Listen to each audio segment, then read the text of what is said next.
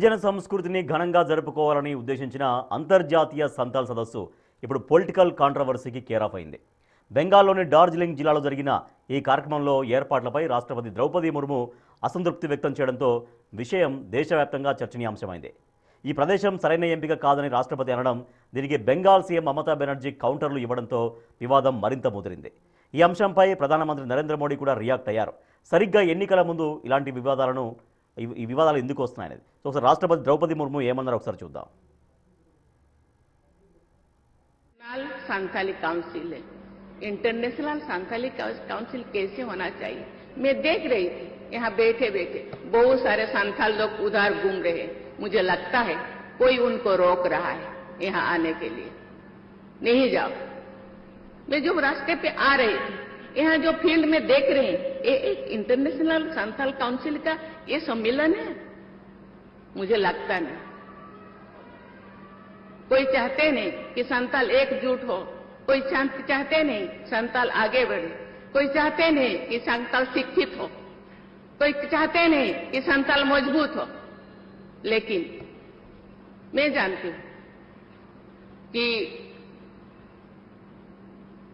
संताल ये देश के लिए अपनी जिंदगी को निछावर किए हैं. సో రాష్ట్రపతి ద్రౌపది ముర్ము చేసినటువంటి కామెంట్స్ అవి. ప్రొఫెసర్ గారు, ద్రౌపది ముర్ము వర్సెస్ మమతా బెనర్జీ ఈ వివాదం ఎటు టర్న్స్, ఎట్లా పరిణామాలు జరిగే అవకాశం కనిపిస్తోంది ఈ పరిస్థితుల్లో? భారత రాష్ట్రపతి అన్న మాటలేంటి? ఎవరో ఒకరికి సంతాల్ తెగకు చెందిన వారు అభివృద్ధి కావడం ఇష్టంగా లేదు. ఎవరికో ఒకరికి సంతాలీ తెగకు చెందిన వారు ఇక్కడికి రావడం ఇష్టం లేదు. సంతాలీలు బాగుపడడం ఇష్టం లేదు. ఎవరో వారిని రాకుండా ఆపుతున్నారు. Can we expect such statements from the honourable president of India? With great respect and with great హ్యూమిలిటీతో అడుగుతున్నాను. గౌరవనీయులైన భారత రాష్ట్రపతి పట్ల సంపూర్ణమైన గౌరవాన్ని, విధేయతల్ని చేతులు జోడించి చెప్తూ, అమ్మా ఇది రాజకీయపరమైన వ్యాఖ్య అవుతుందా, రాష్ట్రపతి వ్యాఖ్య అవుతుందా? సో ఈ స్టేట్మెంట్ చూస్తే బహుశా ప్రెసిడెంట్గా ఉన్న సమయంలో ద్రౌపది ముర్ము అన్న మాటలు కావేమో, ఆమె భారతీయ జనతా పార్టీ నాయకురాలుగా ఉన్న సమయంలో అన్న మాటలేమో అని అనిపిస్తోంది. అని డెఫినెట్గా మమతా బెనర్జీ ప్రభుత్వము రాష్ట్రపతి పట్ల ప్రోటోకాల్ సరిగా చూపెట్టకపోతే తప్పే, దాంట్లో అనుమానమే లేదు. ఇప్పుడు home secretary Bengal chief secretary నుంచి అడిగాడు, ఈవెన్ రాష్ట్రపతి ఉన్న చోట వాటర్ కూడా లేదట. అదే నిజమైతే అంతకన్నా దుర్మార్గం ఏముంటుంది? రాష్ట్రపతి వెళ్ళే రూట్లో చెత్తా చెదారం కూడా పడేస్తుందట. అది చాలా అన్యాయం కదా. ఆ వెన్యూ సరిపోయినంత జనం లేరట. జనం సరిపోయినంత జనానికి తగ్గట్టుగా స్పేస్ లేదట.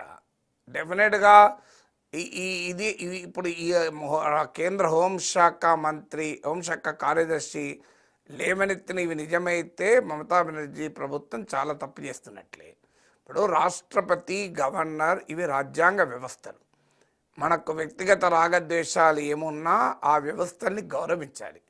అందులో ఒక ఆదివాసీ బిడ్డ, ఆదివాసీ మహిళ దేశ రాష్ట్రపతి గౌరవం ప్రతి భారతీయుడు గర్వపడాల్సింది కదా. ఎంత గొప్ప విషయం అది. డెఫినెట్గా ఆ ద్రౌపది ముర్ము పట్ల సంపూర్ణమైన గౌరవం మనందరికీ ఉండాల్సిందే. అందులో రాష్ట్ర ప్రభుత్వానికి ఇంకెక్కువ ఉండాలి.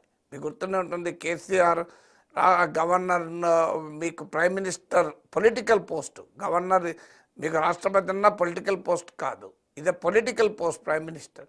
అయినా కూడా ప్రైమ్ మినిస్టర్ మోడీ వస్తే కేసీఆర్ వెళ్ళకపోతే తప్పని చెప్పాము నాలాంటి వాళ్ళు. ఎందుకంటే prime minister is the prime minister, is a constitutional position. Chief minister prime minister అనే రిలేషన్షిప్ వేరు, కేసీఆర్ మోడీ రిలేషన్షిప్ వేరు, పోవాల్సిందే. ఇదైతే రాష్ట్రపతి కదా. రాష్ట్రపతి అనే పదవి రాజకీయాలకు అతీతంగా ఉండాలి.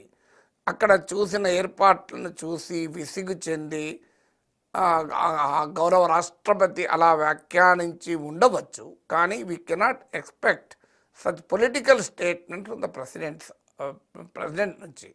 అనవసరంగా ఇది మరింతగా రాష్ట్రపతి చుట్టూ రాజకీయ దుమారం చెలరేగటానికి కారణమవుతుంది. ఎందుకంటే బెంగాల్లో ఎన్నికలు ఉన్నాయి.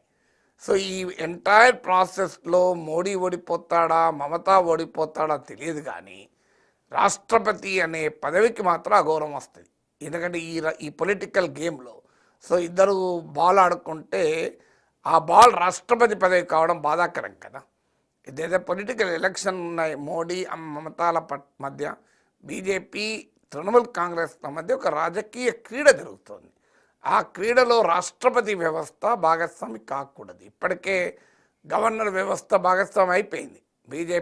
బీజేపీ ప్రత్యర్థులకు మధ్య కేరళ, తమిళనాడు, తెలంగాణ, దేశమంతటా కదా, ఎక్కడ ప్రతిపక్ష ప్రభుత్వాలు ఉన్నా అదే పరిస్థితి. బెంగాల్, ఢిల్లీ అంతటా చూశాం కదా. Unfortunately already chief election commissioner అసలు వీటికి అతీతంగా ఉండాలి, కానీ అది కూడా ఆల్రెడీ బీజేపీ తన ప్రత్యర్థుల మధ్య ఘర్షణకు ఆయుధమైపోయింది. సిబిఐ, ఎన్ఫోర్స్మెంట్ డైరెక్టరేట్లో ఆయుధాలు అయ్యాయి. ఇక రాష్ట్రపతి పదవి కూడా ఆయుధమైతే అంతకన్నా ఆవేదన భారత ప్రజాస్వామ్యానికి ఒక దుర్దినం కదా. అందువల్ల ఈ పొలిటికల్ గేమ్లోకి రాష్ట్రపతి అనే ఇన్స్టిట్యూషన్ను లాగడం అనేది చాలా బాధాకరంగా. ఇది భారత ప్రజాస్వామ్యానికి మంచిది కాదు.